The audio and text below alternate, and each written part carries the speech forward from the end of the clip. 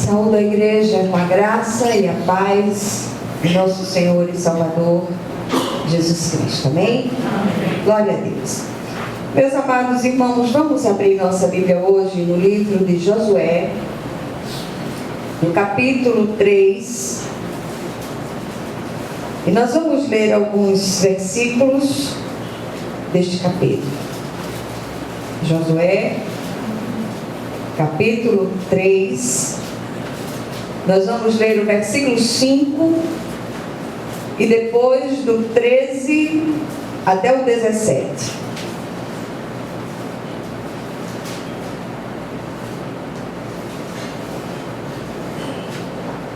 Amém? Amém. Glória a Deus. Então diz assim a palavra do Senhor, versículo 5. Versículo 5 diz o seguinte: disse Josué ao povo: santificai-vos, porque amanhã o Senhor fará maravilhas no meio de vós. Versículo 13 em diante: porque há de acontecer que assim que as plantas dos pés dos sacerdotes que levam a arca do Senhor, o Senhor de toda a terra, pousem nas águas do Jordão, serão elas cortadas, a saber as que vêm de cima, e se amontoarão. Tendo partido o povo das suas tendas para passar o Jordão, levando os sacerdotes a arca da aliança diante do povo, e quando os que levavam a arca chegaram até o Jordão, e os seus pés se molharam na borda das águas, porque o Jordão transbordava sobre todas as suas ribanceiras, todos os dias da cega, pararam as águas que vinham de cima, levantaram-se num montão, muito longe da cidade de Adã, que fica ao lado de Sartã, e as que desciam ao mar da Arabá, que é o mar salgado, foram de todo cortadas. Então passou o povo defronte de Jericó, porém os sacerdotes que levavam a arca da aliança do Senhor pararam firmes no meio do Jordão, e todo Israel passou a pé enxuto, atravessando o Jordão. Amém? Amém. Vamos orar mais uma vez. Querido Deus e Pai Celestial, nós te louvamos e bendizemos o teu santo nome, pela sua bondade, pela sua misericórdia sobre nós, apesar de nós. Nós entramos na tua presença pedindo perdão pelos nossos pecados, assim como foi ministrado no meio do louvor, que o Senhor possa sondar o nosso coração, aonde houver caminhos maus ali, Senhor, que o Senhor esteja tirando esses caminhos de nós e nos reconduzindo ao caminho eterno. Purifica-nos, ó Pai, em nome de Jesus, e fala ao teu povo nesta tarde de uma maneira viva e especial, em nome de Jesus. Amém? Amém. Queridos, desses dias, dessa semana que acabou ontem, nós estamos ministrando à igreja uma série de mensagens sobre a necessidade de santificação. E para aqueles que não têm familiaridade com a palavra de Deus, santificação não significa impecabilidade, mas uma separação das práticas e das inclinações que existem lá fora no mundo. E hoje nós amanhecemos o dia com a notícia impactante daquela tragédia que aconteceu em Santa Maria, no Rio Grande do Sul, quando a vida de muitos jovens foi ceifada por um incêndio, algo súbito que pegou todos de surpresa.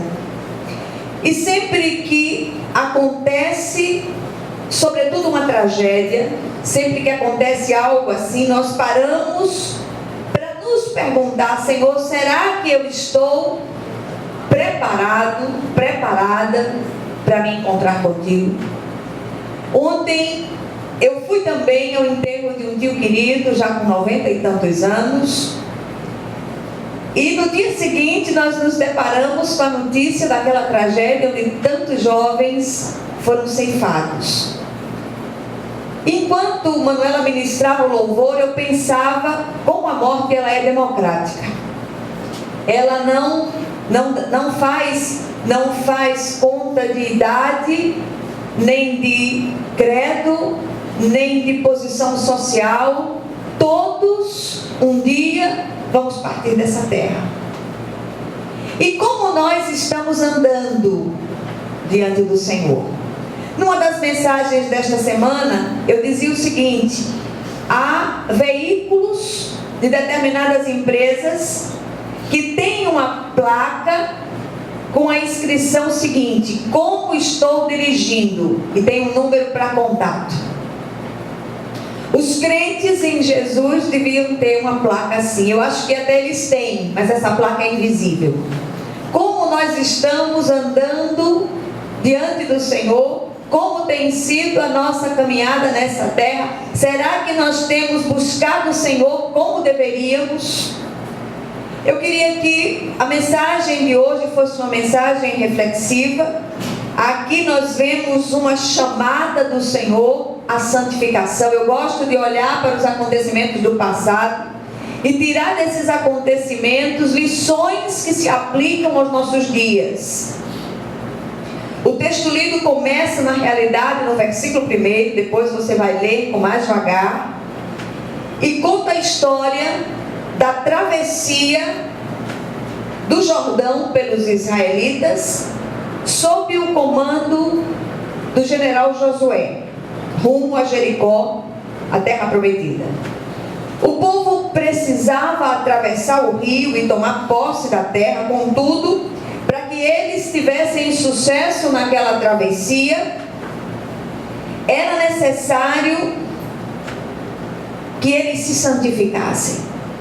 E para que a gente entenda um pouco essa ordem de Deus, santificação, como eu disse no início, não é impecabilidade, mas uma inclinação para fazer a vontade de Deus, uma inclinação para agradar ao Senhor e, sobretudo, uma consciência daquilo que desagrada a Deus, porque sempre que nós fazemos algo que desagrada a Deus, o nosso coração é tocado pelo Espírito, o Espírito de Deus, ele ministra o nosso coração e nós entendemos que aquilo que nós estamos fazendo é algo que entristece o coração de Deus. Nós somos visitados com essa percepção, nós somos tocados pelo Espírito e logo nós nos arrependemos e voltamos à prática das primeiras obras.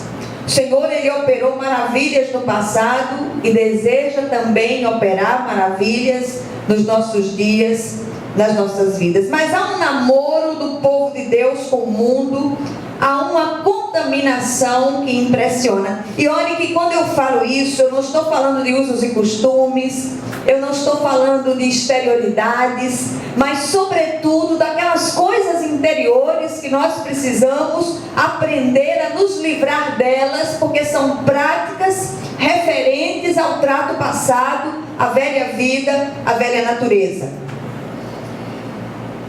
Para que a gente entenda melhor um pouco esse texto, o povo de Deus havia se acostumado aos hábitos dos egípcios durante aquele cativeiro de 430 anos. Josué, agora instruído por Deus, requeria uma mudança profunda de hábitos, mudança nos valores, nos costumes e na crença do povo, que também se havia contaminado com os hábitos pagãos da religiosidade egípcia. O Senhor deu instruções ao povo, deu instruções aos sacerdotes, e nós paramos aqui e meditamos sobre essas ordens. Se quisermos fazer travessias vitoriosas, precisamos nos distinguir do mundo, fazer a diferença onde nós estamos, nos santificando, nos separando daquelas práticas do passado. Mas você pode dizer, olha, mas todo mundo faz assim. Todo mundo faz, você não pode, porque você é um servo de Deus, lavado e remido pelo sangue de Jesus, separado para louvor da glória de Deus. Nós não estamos dizendo que devemos ficar numa bolha ou num mosteiro, mas não nos contaminar com as práticas malignas daqueles que estão à nossa volta. Nós precisamos nos aproximar deles, não para fazer as coisas que eles fazem, mas para influenciar positivamente onde nós estamos. O próprio Jesus, ele nos ensinou essa lição, e em sua oração sacerdotal, o Senhor pede ao Pai que não nos tire do mundo, mas que nos livre do mal. E eu gosto muito dessa oração que está no capítulo 17 do Evangelho de João. Depois você vai ler também com mais devagar.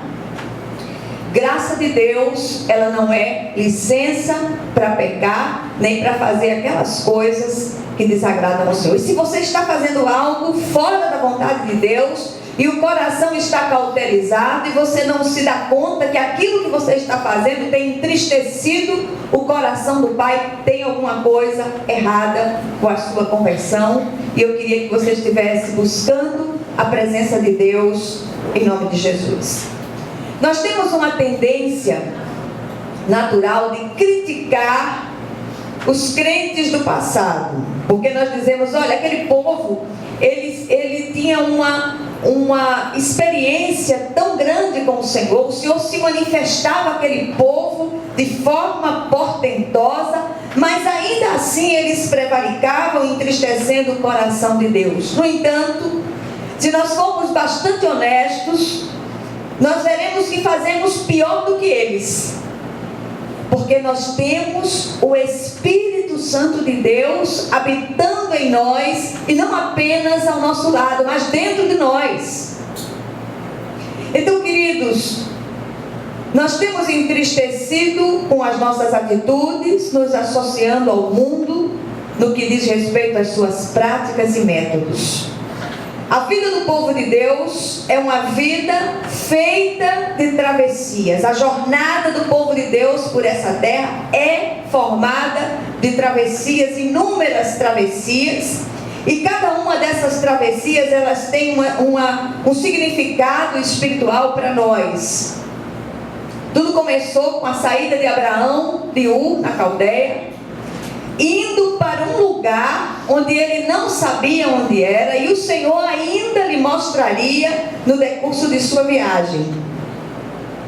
Depois veio a saída do povo de Deus do Egito. O povo atravessou o Mar Vermelho, depois o deserto e o Rio Jordão. Anos depois, Jacó e sua família atravessaram o Val de Jaboque. E a gente, quando olha para tudo isso, nós dizemos, Senhor, o que aconteceu aqui?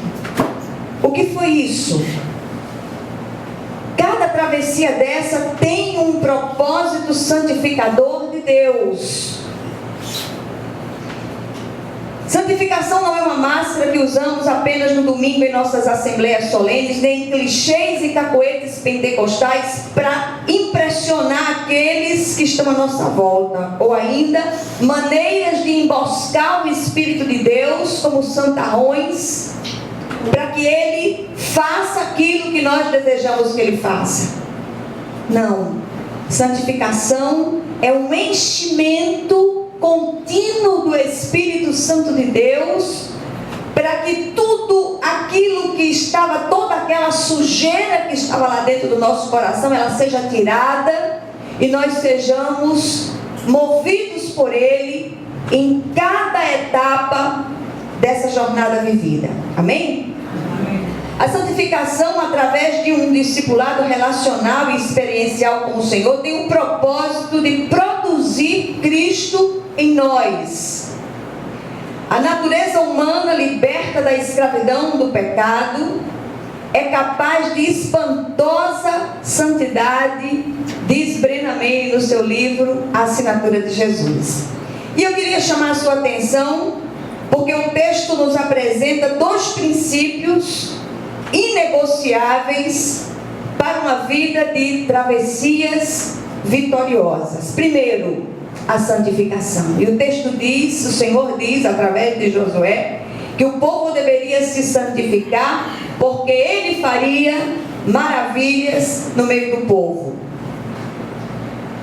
Quando nós avançamos lá na frente, nós encontramos o Senhor dizendo: sem santificação ninguém verá a Deus. É preciso sim tirar as coisas condenadas da nossa vida, não apenas do nosso exterior, mas submeter as nossas inclinações malignas ao senhorio de Cristo, para que o poder santificador de Deus se manifeste em nós, através de nós e no meio de nós. A santificação do crente se dá em 3 níveis. Primeiro, o nível posicional, é aquele momento em que somos justificados pela fé em Cristo Jesus, temos o nosso coração regenerado pelo Espírito de Deus, e nós passamos a ser considerados santos, não porque não pecamos, mas santos porque somos separados para Deus. Mas ainda assim, mesmo enquanto santos de Deus, somos santos que precisam ser santificados a cada dia. Aí nós encontramos a santificação progressiva, que é um processo contínuo e começa no ato da conversão e dura o tempo de vida que esse crente tiver sobre a terra. À medida que ele caminha, ele vai se tornando cada vez mais parecido com Jesus. E por último, a santificação perfectiva, que é a glorificação, quando ele será totalmente conformado à imagem do Senhor. Deus é santo e se manifesta através de vasos limpos e santos, separados para Ele. Então, hábitos, atitudes, práticas antigas não podem mais fazer parte da vida daquele que realmente foi visitado e regenerado pela graça transformadora de Deus. É um agir do Espírito junto com você. O Senhor não faz isso de uma forma súbita, de uma vez por todas. A conversão sim é algo que acontece de uma vez só, essa justificação pela fé, mas a santificação, o crescimento desse servo de Deus, ele se dá continuamente até que se completem os seus dias sobre a terra. Se quisermos ver o sobrenatural de Deus agir em nós, através de nós e em nosso meio, se queremos que as maravilhas de Deus nos alcancem, então precisamos derrubar nossos velhos altares, tirar do nosso meio os deuses estranhos, desconstruir os velhos paradigmas da religiosidade, de fachada, e andar reta e fielmente na presença do Senhor.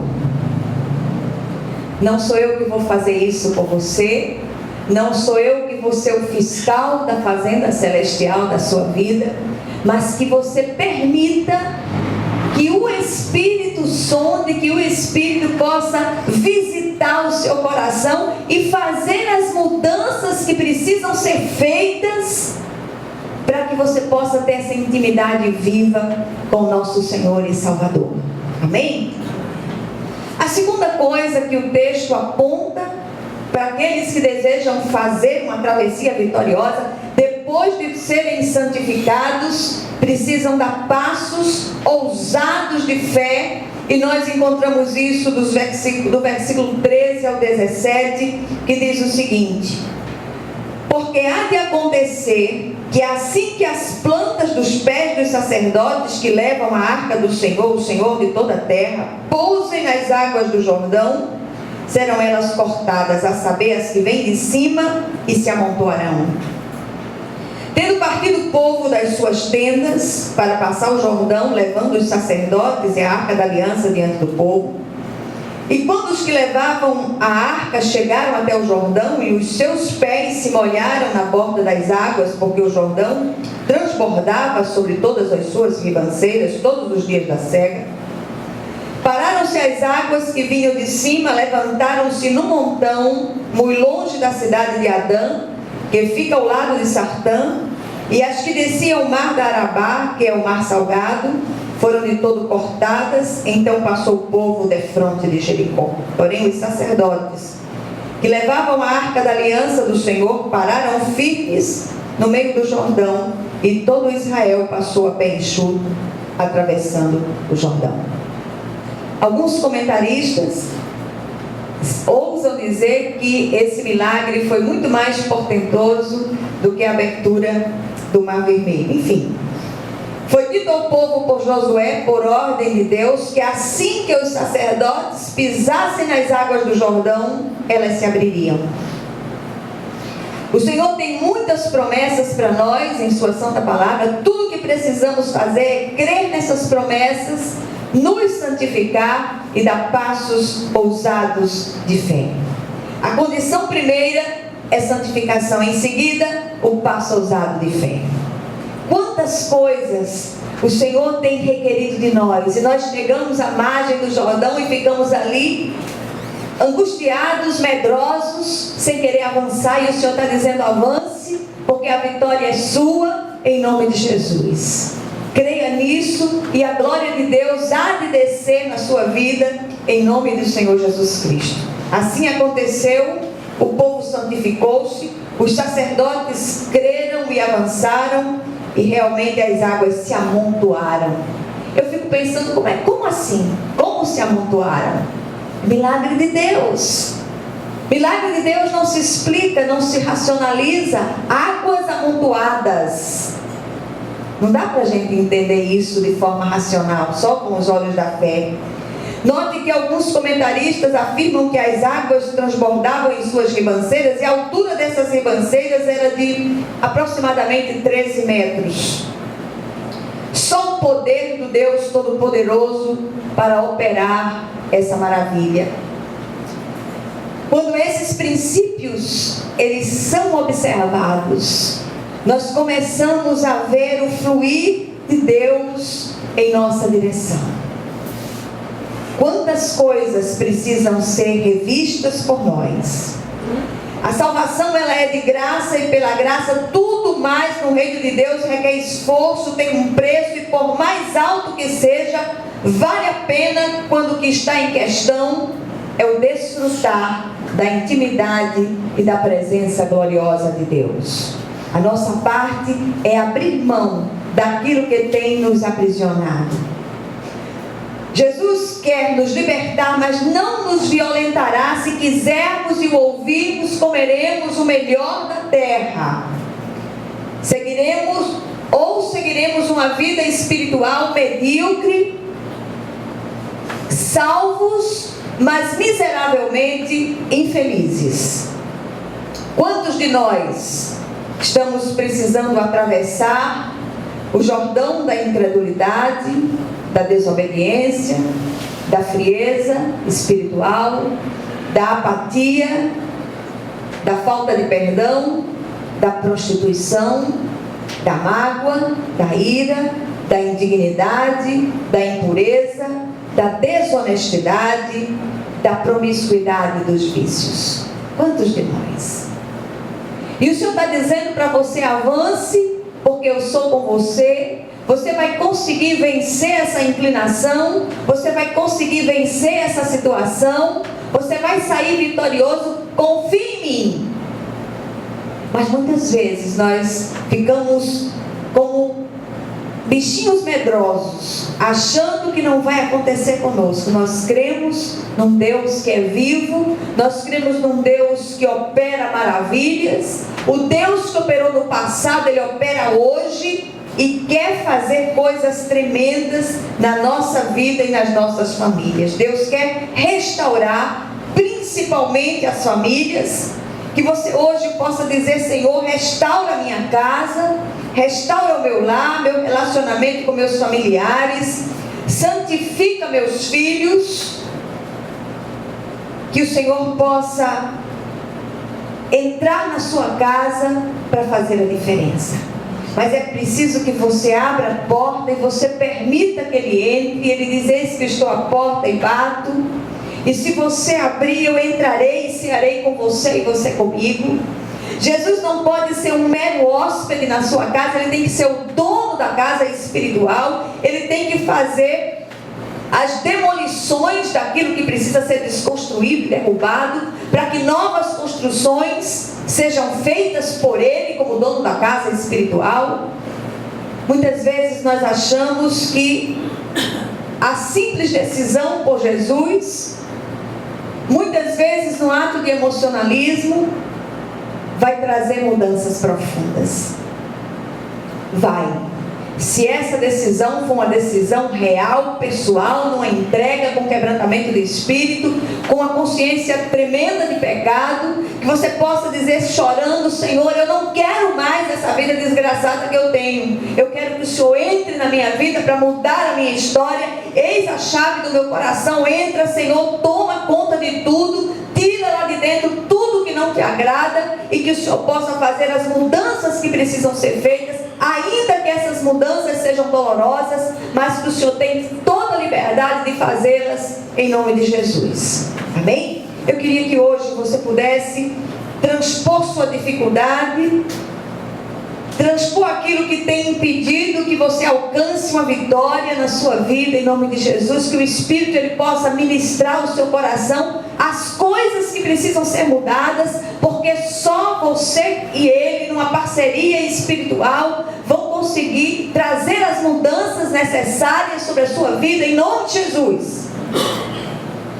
O que o Senhor está requerendo de nós hoje? Em primeiro lugar, santificação. Para de se misturar com o mundo, para de fazer as coisas que todo mundo faz. O seu paradigma é a palavra de Deus. No sentido posicional, já somos santos, separados para Deus. Contudo, ainda precisamos crescer em santificação progressiva e contínua até o dia de Cristo Jesus, quando seremos glorificados à semelhança do Senhor. E essa santificação progressiva nos vai aproximando a cada dia do Senhor e nos conformando à sua imagem. Segundo lugar, sejamos ousados. O Senhor está requerendo de nós passos ousados de fé. O Santo de Deus ousa, porque sabe em quem crê. Ele é ousado no agir, ele é ousado no falar, ele é ousado no orar. Ousadia não é atrevimento, mas ação confiante naquele que tudo pode. Foi isso que o povo de Deus fez na travessia do Jordão, e é isso que precisamos fazer no dia de hoje. Que o Senhor possa ministrar essa palavra ao seu coração, em nome de Jesus. Amém?